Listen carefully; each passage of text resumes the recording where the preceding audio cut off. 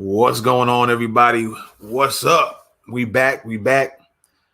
And before we get started, I want to shout out. I believe I'm live now on Twitch. All right, so shout out to y'all on Twitch. What's up? You're gonna be seeing more of me over there as well. So I'm glad that's we getting that popping on Twitch. All right. And so with that being said, you all know about it. And if you don't, or if you haven't heard, the NCAA will start letting college athletes earn money off of their own name and likeness.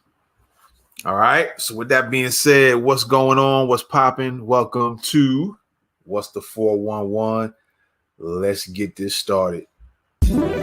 Welcome everybody to What's the 411? This is the show that keeps you updated on today's and tomorrow's current events.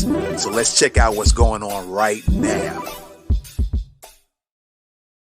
All right, man. So yeah, NCAA is allowing college athletes to start making money. And there's been this big thing over the years about high school players with their talent skipping to college and going straight to the NBA or to the NFL and getting that money started early. And there's always been this thing about trying to control the athletes because a lot of black athletes are in football and basketball. And these colleges making money off of them and they're getting nothing in return. So it's basically like new modern day slavery when you look at it. Another form of making money off of somebody else's energy, their talents, their genius, their gifts. And so I guess there's been a lot of back and forth going about this. And now there's a thing where colleges are either they buckling in or they just trying to finagle a way to still make some money and at the same time allow the student athletes to get a little cheese as well. All right. And then, like what Kwame Brown stated to Stephen A. Smith, why were you in them schools, Stephen A.? Why were you in them schools? To deflect them kids? And then use that as some type of front or an excuse to say that the high school kids can go from high school to the professionals. All right. But anyway, let's get into the article here. And I thought I'd do something a little different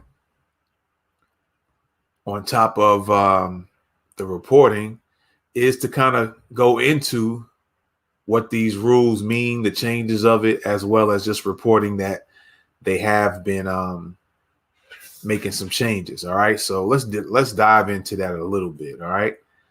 So people can get some more detailed information. All right. So yeah, the name and likeness. NCAA name, image, and likeness frequently ask questions what the rule changes mean for the athletes, schools, and more. All right. So the doors to a new era of college sports officially opened Thursday. For the first time, all NCAA athletes are now able to make money from a wide variety of business ventures without losing their eligibility. All right. A mixture of state laws and NCAA rules changes have removed prohibitions that prevented athletes from selling the rights to their names, images, and likeness, NIL for short, or NiL for short. The transformative shift comes after more than a decade of legal, political, and public pressure to give athletes access to a bigger piece of the billions of dollars generated by college sports each year. So colleges been making billions with a B off of these athletes, and a lot of them being black athletes.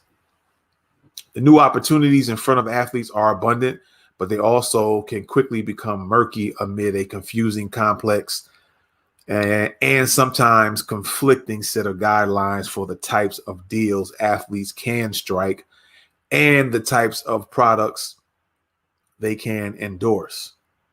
The beginner's guide to understanding name, image, likeness should get you up to speed with everything you need to know about how the new rules will impact college sports. So, what is NiL, aka name, image, and likeness? The name, image, and likeness rights are also frequently called an individual's right to publicity. All right. Keep that in mind. An individual's right to publicity. NCAA athletes will be able to accept money from businesses in exchange for allowing the business to feature them in advertisements or products. AKA, you can get a shoe deal and a shoe named after you. And you as the college athlete will be able to accept money from, it could be a Nike, it could be Fila, if Fila comes back, whatever shoe company. It could be an independent shoemaker, shoe company. All right. And the athlete can accept money from that business in exchange for allowing the business to feature them in commercials, advertisements, products, etc. Athletes also would be allowed to use their own status as a college athlete to promote their own public appearances or companies for the first time. So some of the athletes might be able to, they might have their own businesses that they're working on, or their own products, or if they make public appearances, they can make money off of that. All right. All Americans have the right to sell. All Americans have the right to sell their name, image, likeness. Previously, athletes forfeited those rights as part of the terms of signing their scholarship agreements. That will no longer be the case. Who makes the rules? All right, let's look into that real quick. There are roughly a dozen states that have laws in effect that dictate how college athletes can profit from their name, image, and likeness. The NCAA has instructed individual schools in states that do not have a law in effect yet to craft their own policies based on loose guidelines that are designed to prevent pay-for-play deals and payments that are used as recruiting inducements. Will schools be allowed to pay athletes directly? No. Most new state laws and NCAA rules explicitly prohibit schools from paying athletes directly for the use of their name, image, and likeness, or for any other purpose. Now, that kind of drew a question mark in my head. So they're not allowed to pay the athletes. So if they wanted to use their name and put it up for their school in some type of way, or the likeness or the image of a particular athlete at that college, they can't pay them, or they're not allowed to pay them. Well, it says, will schools be allowed to pay? And it says no. So what happens if the schools end up using, I guess they'll be able to sue them if the schools use their name, image, or likeness without permission. As simple as that. So I'm wondering if they say, well, you can use it, but pay me this. Will that become illegal, or will it just be violating a policy because it would be a law in place, or for those states that don't have laws in them? That will be an interesting thing that pops up. So next question is, can athletes hire agents to help with all this? Yes, all state laws and NCAA rules allow athletes to hire professional help in the form of lawyers, agents, and tax professionals. Can athletes hire agents to help with all this? They can hire them, or they can have their own in-house people, or hire who they want. Because this can be kind of shaky too, depending on who is being hired that can strip their money. So these athletes, especially the black ones, you got to start being real smart and wise and careful about who you let in your circle, who you hire, because they'll find some way to get your money, and it still be as if it was back in the days where you didn't really get paid nothing, because everybody's going to want the hand in it in the form of a lawyer, an agent, a tax professional, and others. Anyway, those new relationships come with a major caveat, though. Agents can help with name, image, likeness deals. Their contracts can't stipulate that the agents would represent the athlete in future negotiations if they turn pro. The NFLPA warned professional sports agents in a statement Thursday to heed those restrictions. Can athletes enter into name, image, likeness agreements with boosters? The NCAA does not have any rules that restrict boosters from paying athletes as long as those payments are not directly for their athletic performance or an inducement for recruiting purposes. Some new state laws address booster involvement in different ways, and some might need further interpretation before it's clear how involved boosters can be in paying athletes in those states. All right. Are schools allowed to arrange name, image, likeness opportunities for student athletes? Some state laws restrict schools from arranging deals for their athletes. The NCAA rules leave that decision up to individual schools, but it warns that schools need to be careful that they don't cross any lines into an area that could be considered paying the players or using name, image, likeness payments as a recruiting tool. Interesting. All right, next question. Are there other restrictions on how athletes can make money? Yes. State laws and policies crafted by individual schools create an inconsistent variety of restrictions for athletes depending on where they attend school. In some places, athletes can't endorse alcohol, tobacco, or gambling products. Others have some restrictions on whether athletes are allowed to use school logos and other copyright material in any paid opportunities. Most states and schools also prohibit athletes from signing any deals that conflict with the school's sponsorship agreements.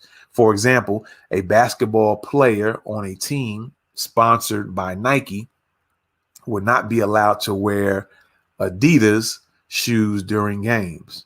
However, in most cases, that athlete could promote a non-Nike shoe company during times when not playing games or participating in other team activities. But I'm adding this as a but, not what I'm reading. But then you might have a situation where, let's say, Nike has that athlete sign that they can't promote anything else, even outside of playing the game. So what I'm noticing right now is, from what I'm reading, it just gives you that vibe of, yeah, they're going to let you make money now because there's been so much hoopla and people talking about it that their hands been forced to a degree to allow athletes to make money off their own name and their own image and their own likeness, but they putting so many restrictions on them that they're probably, the money they can probably make is going to be restricted as well. So therein lies another problem that needs to be solved sooner than later with these rulings, these laws, and policies. All right. So will an individual be required to report name, image, and likeness activities to their school? Most state laws provide a time frame in which athletes need to share the details of any potential name, image, likeness deals with the school. In some states, the school needs to approve of deals. See what I'm saying? Ahead of time. See, they're already trying to, restrict what the student can do. and it's their own. It's not the school's image. It's not the school's name. It's the athletes, that student athlete's name, image, and likeness. So why should they be able to tell you and approve or not approve? The NCAA rules don't specifically require that athletes report their deals to schools, but it's likely that most schools will create policies that require some form of disclosure. So they got to be in your business to see what kind of money you make. And that's what it boils down to. They can say it, they can use all that other nonsense, but they just want to see what you're making. Next question, why isn't there one universal set of rules for all college athletes? All right. The push for name, image, likeness rights gathered steam in 2019 when California passed a state law making it illegal for its schools to ban athletes from making money. That was in California. They passed a state law making it illegal for its schools to ban athletes, so they couldn't stop athletes from making money. During the past 2 years, lawmakers in roughly 24 other states have passed similar laws to make sure their schools weren't at a disadvantage in recruiting top talent. And that might be another issue as well, as why they started allowing this, because again, like I said, the students were looking at, some of the students anyway, and maybe their parents are looking at it, and maybe other people were looking at it and saying, hey, look, man, you can just, you're going to be using your skills, your talents, your natural abilities, your natural genius, and these schools are going to make billions off of you. Why not just skip them and try to make your way into the pros and start making your money early? And then by doing that, this could have been a top athlete that could have been in whatever school, whatever college. And since they skipped that and went to the pros, now the colleges couldn't make money off of them. So they had to find some way to work that out. That way they can have the students still come there. And even if they're not using that student's name, image, and likeness, it's going to be mentioned that that particular student is at this college. And that kind of word of mouth or that information might influence others to go to that college as well. And at the same time, the students still can make some money from their own name, image, and likeness. All right. So the NCAA hoped Congress would help it pass a federal law that would create one consistent standard for all college athletes. But members of Congress have yet to agree on what should be included in a national law. The NCAA is concerned that the organization would face legal challenges due to antitrust violations if it creates its own set of name, image, likeness restrictions without the backing of a federal law. So for now, any school located in a state without a law going into effect is responsible for making and enforcing its own name, image, and likeness policy. All right, policy and not a law. Okay, we'll read a couple of more of these here before we get out of here. Let me see, will there be a universal set of rules? Let me just check out some of these questions here. What kind of things will college athletes be doing now to make money? Let's take a look at that. And who stands to benefit? What kind of things will college athletes be doing now to make money? Athletes are anticipated to appear in national advertising campaigns, partner with brands to advertise through social media channels, start their own youth sports camps or teach lessons. All right. Launch their own businesses. Yep. Sell memorabilia, make paid public appearances for speaking events or autograph signings, and use their name, image, likeness rights in a variety of other creative ways. Okay. Who stands to benefit? The top stars in college sports will have the opportunity to use their fame to sign deals worth hundreds of thousands of dollars, if not more. Others who have built a massive social media following also stand to make considerable amounts of money. But all college athletes will have opportunities for smaller amounts of money or to receive items or free meals in exchange for promoting local businesses. Experts are unsure exactly how much demand there will be for college athletes moving forward, but this previous story estimates the value of the types of opportunities that are now available for college athletes. All right. Let's see what else we have here. Does this mean college sports video games are returning with players in them? That's another way I guess they could probably make money as well. How would this change the fans? Okay, let's read this one.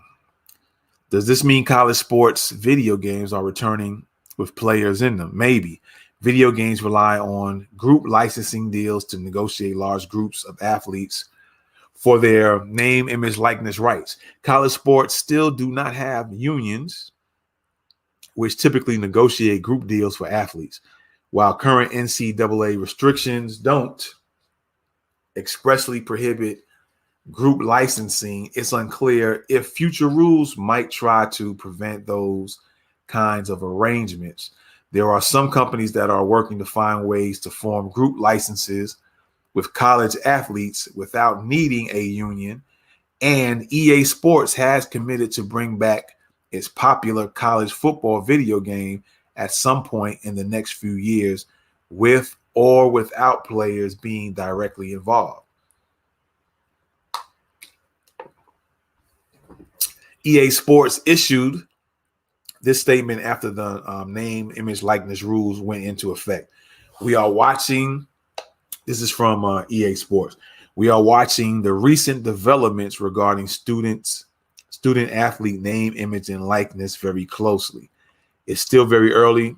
It's still very early stages at this point, and we plan to explore the possibility of including players in EA Sports college football. For now, our development team is focused on working with our partners at CLC to ensure the game authentically showcases the great sport of college football and the more than 100 institutions signed on to be featured in our game. So, lastly, how will this change things for fans? It won't really. You will start to see athletes from your favorite schools in local and national commercials. You might see some disputes develop between athletes and schools as both groups try to sort through gray area created by the new rules. Many athletes and their advocates believe new name, image, likeness opportunities will provide increased opportunity for fans to interact with their favorite players and to learn more about who they are and what they are passionate about beyond the sport. Now, I just skipped one here. Let me go back real quick. Okay, let's look at will there be a universal set of rules in the future? It's likely that Congress will pass some sort of legislation that allows for a uniform name, image, likeness standard for all college athletes across the country. Democrats and Republicans are divided for now on the scope of reform they want to include in a congressional law. Republicans are pushing for a narrow law that only addresses name, image, likeness rights. Democrats want to make schools provide increased medical coverage, academic benefits, and the right for athletes to collectively bargain in the future. NCAA leaders emphasize that the rule changes put into place for July 1 were a temporary solution while they attempt to find ways to provide more guidance in the future. All right. So there you have it, ladies and gents. I wanted to bring that breakdown in there as opposed to just reporting on it. I wanted to give you guys some more details. So whenever any questions pop up, you can refer to this video and then you can do some further research on your own. All right. So there you have it. NCAA allows college student athletes to start making money from their own name, their own image, and their own likeness. And keep in mind that you can also do the same thing. You don't have to be a college athlete. You have your own name, you have your own physical, personal image, and your likenesses, anything related to the likeness of you, you can also monetize. So if I were you, I'll go back and read. Let me go back here real quick. Let's see.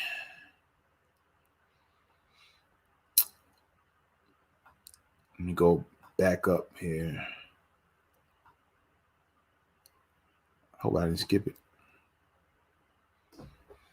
The different ways that the athletes can make money. All right. Our school, are there restrictions? Will an individual acquire? Why isn't there? I know it's down here. What kinds of things will college athletes be doing now to make money? So you can always go back to that, and I'll read it again. This might spark some ideas for you yourself, even if you're not a college athlete or even going to school. Athletes are anticipated to appear in national advertising campaigns, partner with brands to advertise through social media, start their own youth sports camps or teach lessons, launch their own businesses, sell memorabilia, make paid public appearances for speaking events or autograph signings, and use their name, image, likeness rights in a variety of other creative ways. All right, so sit down and come up with some ideas and ways that you can make some income, generate some income from your own name, image, and likeness. All right. So there you have it, ladies and gentlemen. I thought I'd break it down a little bit different than just reporting that it happened and going on to the next one. All right. So with that being said, I appreciate y'all. Once again, the NCAA will let college athletes earn money off their name, image, and likeness. All right. So with that being said, this is What's the 411, and we'll see you back in a little while. Peace. Welcome everybody to What's the 411. This is the show that keeps you updated on today's and tomorrow's current events. So let's check out what's going on right now.